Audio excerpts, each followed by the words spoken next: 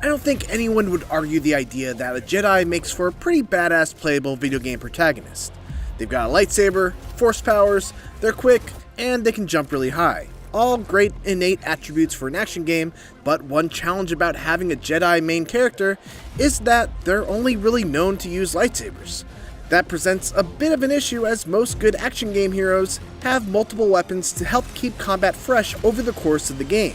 Star Wars Jedi Fallen Order found a solution to this problem by giving Cal two different lightsaber stances, each with their own combat focus and moveset, and with the sequel, Jedi Survivor, Respawn is looking to up the ante with a total of 5 different stances that Cal can use over the course of his journey. To find out more about each of these stances, I talked with Senior Design Director Jason DeHarris and Game Director Stig Asmussen, who walked me through the design philosophy behind each stance and their unique approaches to combat.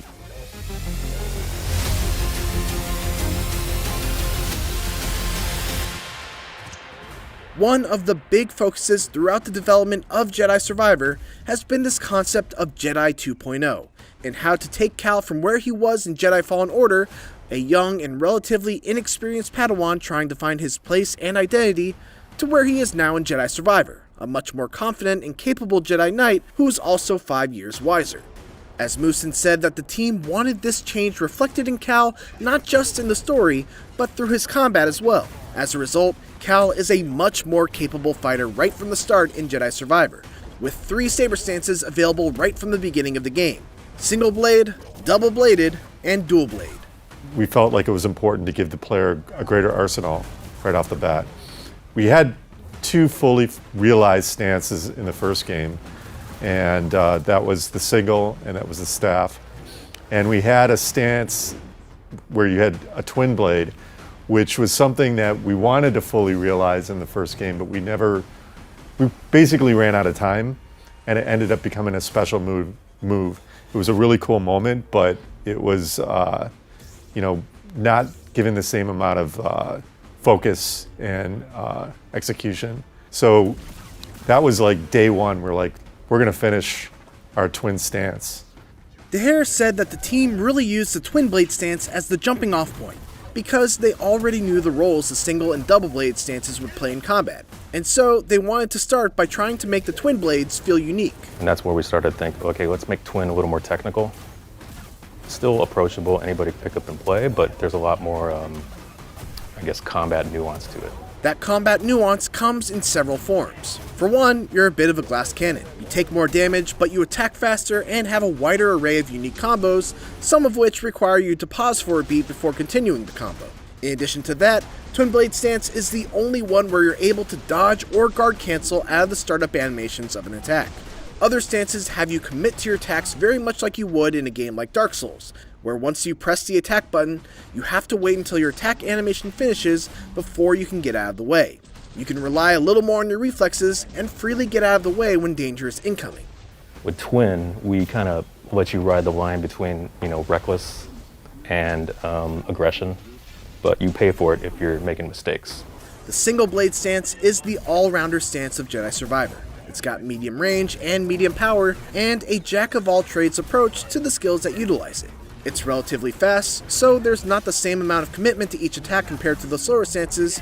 You can throw your lightsaber out for a mid-range attack, and its special ability is a strong thrusting attack that can be charged to deal heavy stamina damage to single enemies. Like in Fallen Order, the double-bladed stance is the go-to stance for crowd control. If there's a large group of weak B1 droids crowding an area, it's never a bad idea to bring out that double blade and start dancing your way through the crowd. It's largely focused on close-range damage spread out all around Cal. The downside is that there's a lot of startup time to its attacks, making it a weapon that you really need to be careful with when putting it to use against faster enemies. There will be 2 brand new stances that you'll be able to wield in Jedi Survivor, and while Respawn wanted to keep a lot of the cards relating to these 2 stances close to their chests, we do know that one of them is called the Crossguard stance and utilizes a hilted lightsaber much like the one that Kylo Ren uses, and the other one is called the Blaster stance, which is a fighting style that incorporates both a lightsaber and a blaster.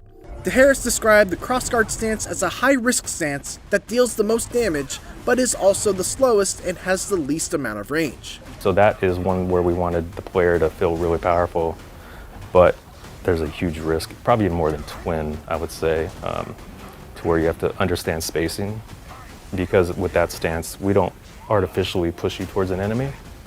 It's kind of like a fighting game stance a little bit, so we wanted that stance to be a little more mastery curve there. With regards to the blaster stance, the team wanted something with more range, but also thought that a Jedi using a blaster would be a cool opportunity from a story standpoint as well. I know from a story standpoint, we thought it would be really something that reflects the journey that Cal's going through to do something that's unconventional, something that's usually frowned upon for a Jedi, and kind of putting in this circumstance where he's doing whatever it takes in the situation.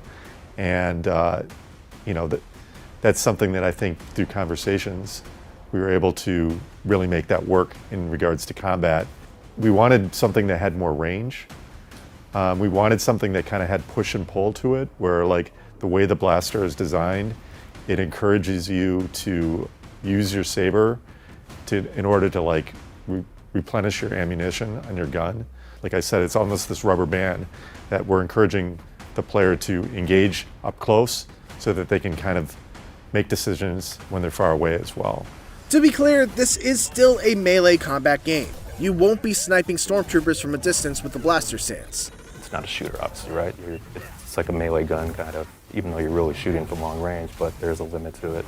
But we always feed back into that thoughtful combat and kind of how we still want you to hit with the saber.